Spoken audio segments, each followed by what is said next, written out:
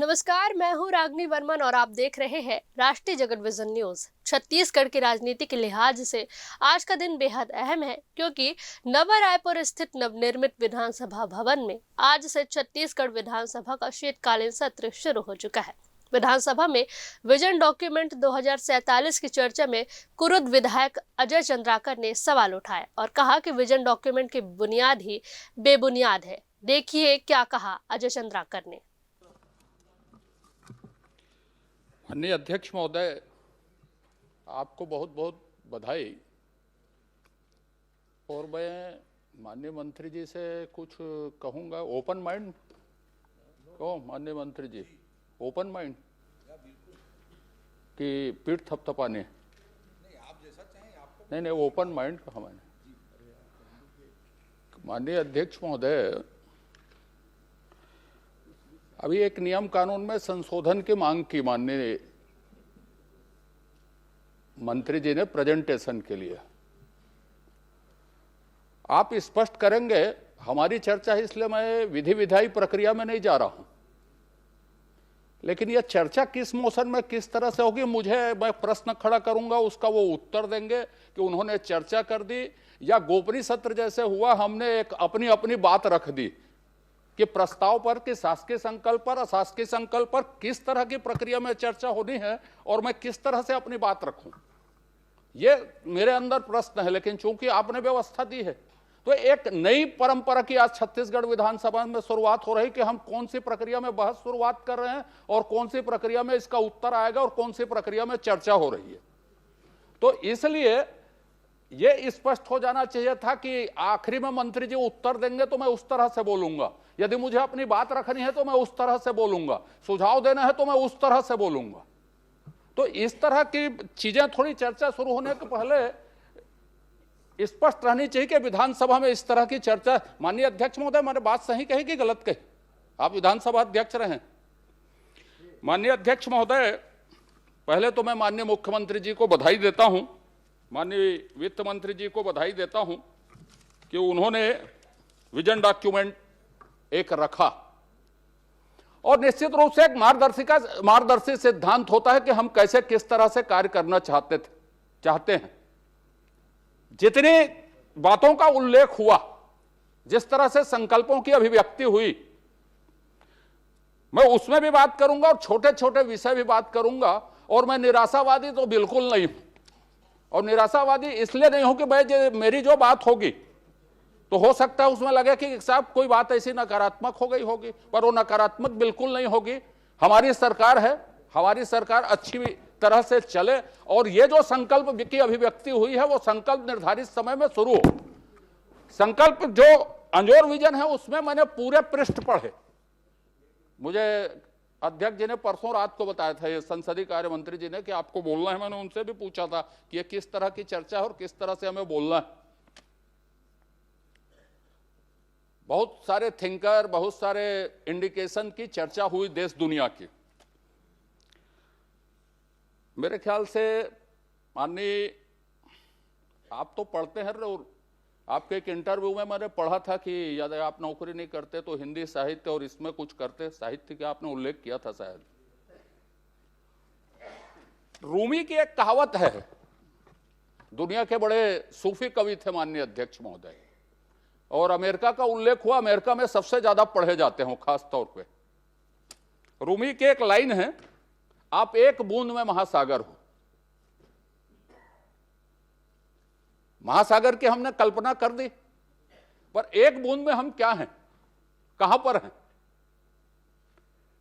कलाम साहब ने कहा था कि सपने वो नहीं हैं जो सोए सोए देखे जाएं, सपने वो हैं जो सोने ना दे। आपकी अभिव्यक्ति में दीर्घकाल 2047 की कल्पना है, बहुत अच्छी है, मैं बधाई देता हूं आपके प्रयत्नों की। लेकिन उसकी बुनियाद आज हम कैसे डाल रहे हैं? आपका ज्ञान गति उसमें क्या बोल रहा है? उसके रिजल्ट क्या हैं? दूसरे क्षेत्रों में हम क्या कर रहे हैं?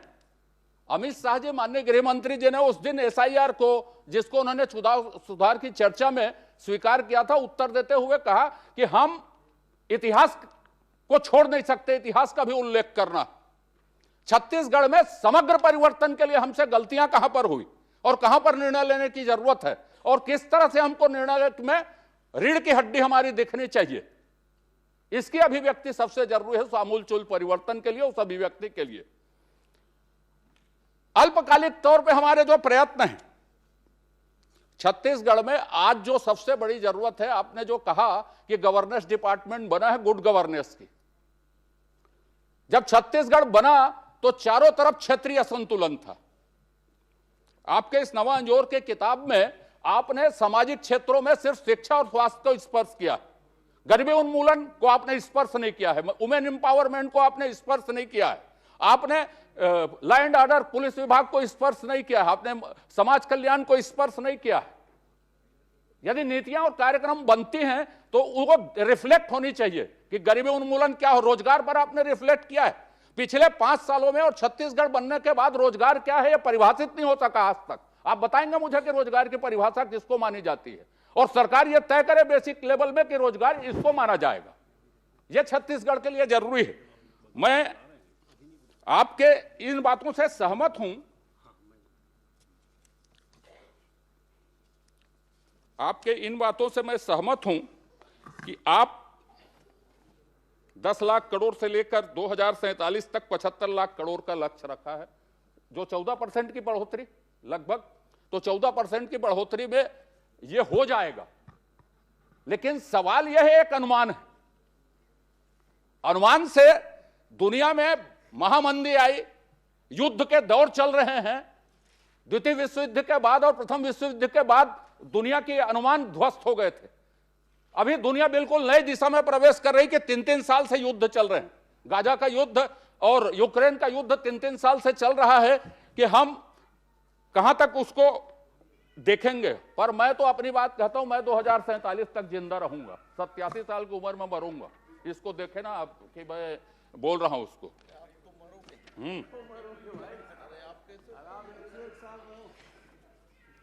माननीय अध्यक्ष महोदय, अब हम इसमें शुरू करते हैं। चलिए, राम विचार जी ने कहा तो राम विचार जी शुरू करते हैं।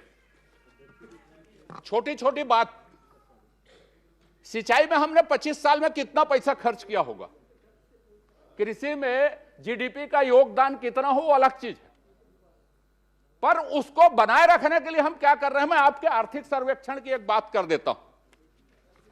सिंचाई में आपने अलग से पेज नहीं रखा है, कृषि के साथ ही उसकी बातचीत की है। आप सिंचाई को बताते थे 37%, यह 23-24 का आर्थिक सर्वेक्षण, और 24-25 के आर्थिक सर्वेक्षण में सिंचाई घट गई 3%, वो 34% हो गया। अरबों रुपये जो खर्च हुए वो कहां पर गए? सिंचाई का प्रतिशत छत्तीसगढ़ में घटा कैसे, और सिंचाई का प्रतिशत यदि घट रहा है तो हमारा योगदान बराबर कैसे रहेगा? इस बात को कौन तय करेगा? इसीलिए मैंने कहा कि ब्यूरोक्रेसी में क्या कहे, गुड गवर्नेंस की जरूरत है। कि 34% कैसे हो गया, यह मैं नहीं बोल रहा हूं, आपका आर्थिक सर्वेक्षण बोल रहा है। आप देख लीजिए 24-25 का आर्थिक सर्वेक्षण निकाल के, इसको जांच करवानी चाहिए कि यह घटा क्यों। दूसरी बात आपको बोल देता हूं, कृषि पर 16% का योगदान है, आगे बढ़ेगा। 1,60,314 हेक्टेयर कृषि का रकबा कम हुआ 25 साल में। सिंचाई का रकबा कम हो रहा है, कृषि का रकबा कम हो रहा है, और आप कहते हैं कि साहब वो बढ़ेगा योगदान। अब दूसरी बात, फसलों के उत्पादन में कमी, 19 फसल, ये आप 24-25 का आर्थिक सर्वेक्षण पढ़ लें, लगातार कमी है फसल के उत्पादन में। 19 फसलों में 16 फसलों का रकबा भी कम हो और उत्पादन में भी कमी आई है। लेकिन अब आप देखिए, उसके बाद जो एलाइड सेक्टर है, माननीय प्रधानमंत्री जी ने, माननीय मुख्यमंत्री जी ने, आपने भी कहा कि किसानों के इनकम को हम दुगुना करेंगे। एलाइड सेक्टर में आप न अंडे में आत्मनिर्भर है, न मछली में आत्मनिर्भर है, न किसी चीज में आत्मनिर्भर है, बल्कि राष्ट्रीय औसत से आप कम हैं। उसके लिए किसी तरह की नीतियां एलाइड सेक्टर के लिए बने या कहीं रिफ्लेक्ट नहीं है कि हम एलाइड सेक्टर को मजबूत करके कैसे करेंगे। सिंचाई में जो लघु सूक्ष्म सिंचाई योजनाएं आपकी हैं, मैंने विधानसभा के भाषण में इस बात को कहा है कि सिंचाई के मामले में एजेंसी की सरकार है कि सरकार की एजेंसी है। 20-20 साल 15 साल से योजनाएं पड़ी हैं और वो बन नहीं रही हैं, और बनने के बाद यदि क्षेत्रीय असंतुलन आज है सिंचाई में, जब बस्तर की बात कर रहे थे अभी, कहीं पर उल्लेख नहीं करना चाहिए, दंतेवाड़ा के, बस्तर के, नारायणपुर से जहां से आते हैं जल संसाधन मंत्री पूर्व, इन जगहों में सिंचाई की व्यवस्था क्या है? सरफेस वाटर की पॉलिसी क्या है? सरफेस वाटर जो आज का विषय है, आपने नगर नियोजन में बहुत कम बात की है, उसमें सरफेस वाटर, ड्रिंकिंग वाटर के लिए कोई पॉलिसी हमारी है कि नहीं है? बिल्कुल कोई पॉलिसी का उसमें उल्लेख नहीं है, जबकि आज के ये करंट इश्यूज हैं इस दुनिया में। माननीय अध्यक्ष महोदय, एलाइड सेक्टर में हमने कहा कि हम बिल्कुल पीछे हैं, उसमें काम करने की जरूरत है। आंकड़े में उन्होंने स्वीकार किया, आपने आपके विजन दस्तावेज में है, अंडों के उत्पादन में, मछली के उत्पादन में। अब मैं आपको बता देता हूं जो आंकड़े आपने दिए नहीं। राम विचार जी से जब मैंने शुरू की, बीज के मामले में हम आत्मनिर्भर हैं क्या? छत्तीसगढ़ आत्मनिर्भर है क्या बीज के मामले में? कौन से बीज में छत्तीसगढ़ आत्मनिर्भर है और कौन सा बीज हम आज भी हम मध्य प्रदेश बीज महासंघ से बीज खरीदते हैं, आज भी हिंदुस्तान के बीज विकास निगम से बीज खरीदते हैं, उन बीजों को खरीदते हैं जो छत्तीसगढ़ में लगाया जाता है, उन फसलों के भी बीज खरीदते हैं हम। 25 साल बाद आत्मनिर्भरता में हमने काम कदम क्या उठाए? तो नीतियों में ये छोटी छोटी बातें छत्तीसगढ़ को बड़ा करेंगी। मेरा कहने का मतलब यह है, मैं सिर्फ आलोचना नहीं कर रहा हूं, यह वस्तु स्थिति है, यह किसी सरकार की है या नहीं है, इस दिशा में काम करने की जरूरत है। अब पशुपालन, एलाइड सेक्टर का जब मैंने उल्लेख किया तो आपको बता देता हूं, दुग्ध उत्पादन में छत्तीसगढ़ का योगदान 0.88% है मात्र। ठीक है साहब? खपत कितनी है छत्तीसगढ़ में? मैंने शुरुआत के 5 राज्यों में पंजाब, राजस्थान, हरियाणा, आंध्र प्रदेश, गुजरात, छत्तीसगढ़ ले लें तो 192 ग्राम साहब। पंजाब के लोग 1.25 लीटर दूध पीते हैं प्रति व्यक्ति। नस्ल सुधार में आपके पास कोई कार्यक्रम नहीं है। हाइब्रिड जो नस्ल है दुग्ध उत्पादन में, वही 33% का योगदान राष्ट्रीय स्तर पर देती है, और छत्तीसगढ़ में उसका प्रतिशत कितना? मैं आपको बता देता हूं, नस्ल सुधार में हाइब्रिड का 33% है, और हमारा योगदान उसमें कितना है ये मैं खोजना पड़ेगा, लेकिन मैं आपको दे दूंगा इसको। हाँ, 6.3% के आसपास हमारा योगदान। कोई कार्यक्रम नस्ल सुधार के आपके पास नहीं है। आईवीएफ तकनीकी इतना महंगा है कि किसान उसको कर नहीं सकते। एक कामधेनु विश्वविद्यालय में माननीय डॉक्टर साहब ने इसके लिए अपने समय में एक प्रयोगशाला बनवाई थी, आज वो किस स्थिति में काम कर रही मैं नहीं जानता। अब चारा के लिए आपने बात की, चारा की हम बातचीत करेंगे करके। आपका जो पशु चिकित्सालय और पशु औषधालय है, वो टीकाकरण और इलाज के मामले में मरणासन स्थिति में है। मरणासन, ये बता देता हूं आपको कि आप दुग्ध उत्पादन में या एलाइड सेक्टर को मजबूत करने के लिए सोचने की और ग्राउंड लेवल में काम करने की जरूरत है। छत्तीसगढ़ में इन्हीं छोटे छोटे निर्णय की जरूरत है, और छोटे निर्णय मैंने बोला बूंद से महासागर बनेगा आपको, इसीलिए मैंने कहा, रूमी की कविता इसीलिए बोली। चारा के लिए कोई खास प्रोग्राम है नहीं, एक भी प्रोग्राम नहीं है। आपने ऑर्गेनिक खेती का उल्लेख किया, आपने पंजाब का उदाहरण तो बताया। पंजाब से राजस्थान के बीच स्पेशल ट्रेन चलती कैंसर वालों के लिए। आपने देश दुनिया की बात की, यूरोपीय यूनियन और बड़े इंग्लैंड जैसे देशों ने भारत के कई उत्पादों को प्रतिबंधित कर दिया। ऑर्गेनिक माने खेती के उत्पादों को प्रतिबंधित कर दिया कि आप फर्टिलाइजर का उपयोग, पेस्टिसाइड्स का उपयोग जरूरत से ज्यादा कर रहे हैं, आपको उत्पाद प्रतिबंध। अब मैं ये कहता हूं कि यह स्थिति यदि है, एलाइड सेक्टर में हमारी स्थिति कमजोर है, तो हमारी नीति क्या है एलाइड सेक्टर के लिए? आप उद्योग का दर्जा दे रहे हैं तो क्या है? अब दूसरी बात, चारागाह के लिए क्या है? कुछ नहीं है। नर पशु का उपयोग क्या होगा? मशीनीकरण करने के बाद नर पशु का कोई उपयोग नहीं है। कृत्रिम गर्भाधान में आजकल सिर्फ और सिर्फ मादा नस्ल से भी मादा नस्ल पैदा किए जा सकते हैं, पर उसका कोई उपयोग छत्तीसगढ़ में नहीं है और उसकी कोई नीति नहीं है। तो यह एक छोटे काम है जो ग्रामीण अर्थव्यवस्था को बदल सकते हैं। आपने एनडीडीबी से समझौता किया है, अब वो समझौता कौन से स्टेज में है आप पूछ लीजिए, क्या क्रियान्वित हुआ है उसको, मैं बोलूंगा तो अच्छा नहीं होगा वो। तो इसलिए मैंने आपको कहा कि आप दूध के उपयोग में, उत्पादन में एलाइड सेक्टर, जो माननीय प्रधानमंत्री जी के मछली पालन, पशुपालन, मधुमक्खी पालन, जितने तरह के एलाइड सेक्टर है उसके लिए नीति की जरूरत है, और तब आप माननीय प्रधानमंत्री, माननीय मुख्यमंत्री जी के सपनों को साकार करेंगे। गुजरात मॉडल की चर्चा होती है साहब बहुत, गुजरात मॉडल और आपके गवर्नेंस के बारे में धीरे धीरे बात करेंगे अपन। अब आप इसमें स्वास्थ्य विभाग में आपने चर्चा की, आप सेज बनाएंगे। सेज की अवधारणा क्या है? स्वास्थ्य के पहले हम थोड़ा उद्योग में, आपका विषय ज्यादा था। उद्योग नीति आपने बनाई, अच्छा है, रोजगार उसमें देंगे, अच्छा है।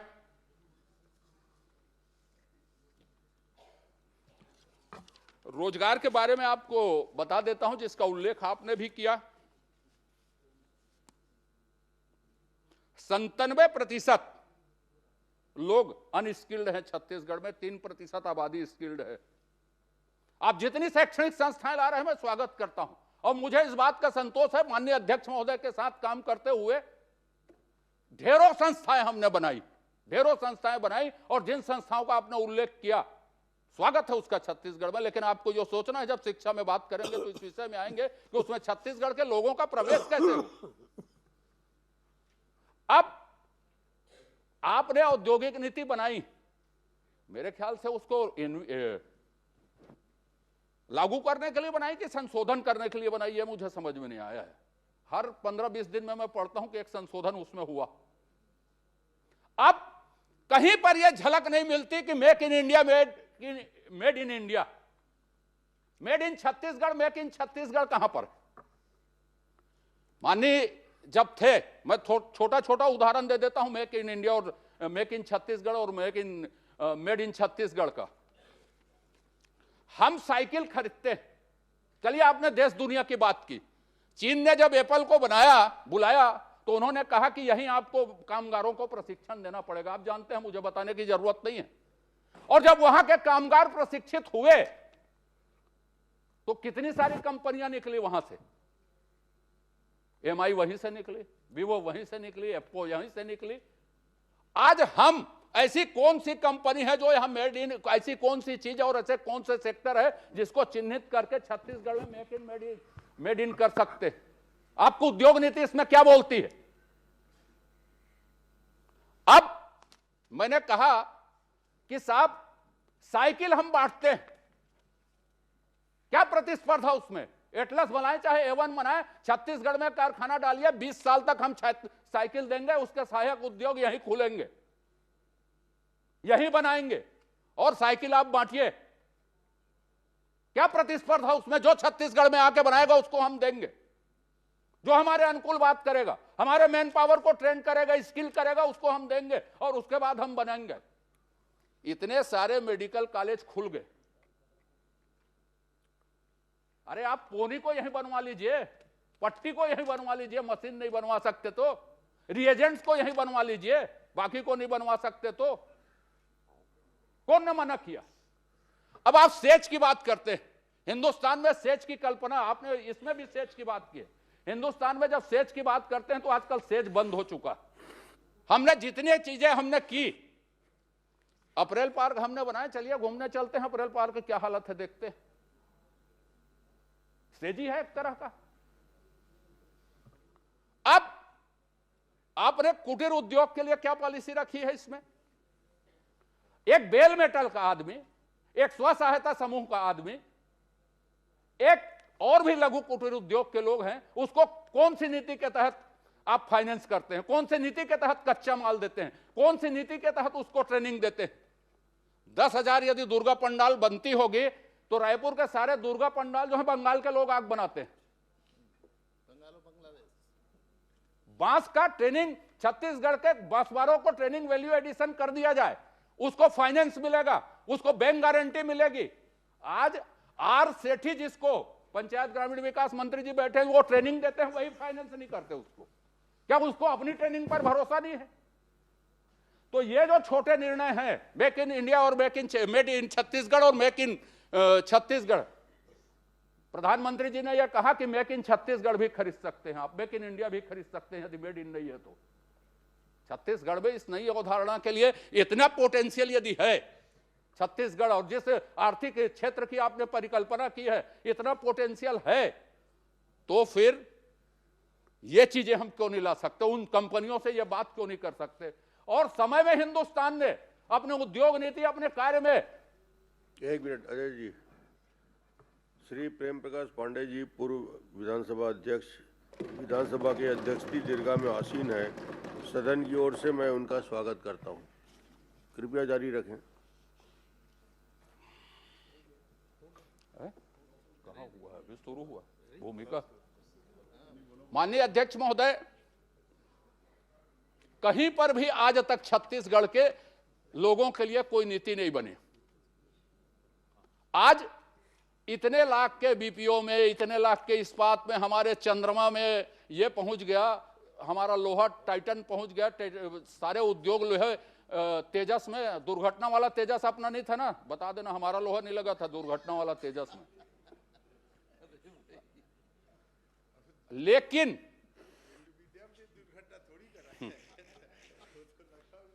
जो सबसे ज्यादा रोजगार देता है थ्रस्ट सेक्टर का, जिसमें छत्तीसगढ़ के लोग काम करते हैं, छत्तीसगढ़ के लोग वहीं उद्योगपति बनेंगे। राइस मिल की हालत क्या है? खाद्य मंत्री जी बताएं, या तो स्वतंत्र बहस आज कर लो उसमें। तो कुल मिलाकर शीतकालीन सत्र का पहला ही दिन राजनीतिक आरोप प्रत्यारोप के नाम रहा। फिलहाल इस खबर में बस इतना ही। देश दुनिया की तमाम बड़ी खबरों के लिए बने रहिए राष्ट्रीय जगत विजन न्यूज के साथ। अपडेटेड रहने के लिए हमारे चैनल को सब्सक्राइब करें, साथ ही नई खबर की नोटिफिकेशन के लिए बेल आइकॉन जरूर दबाएं।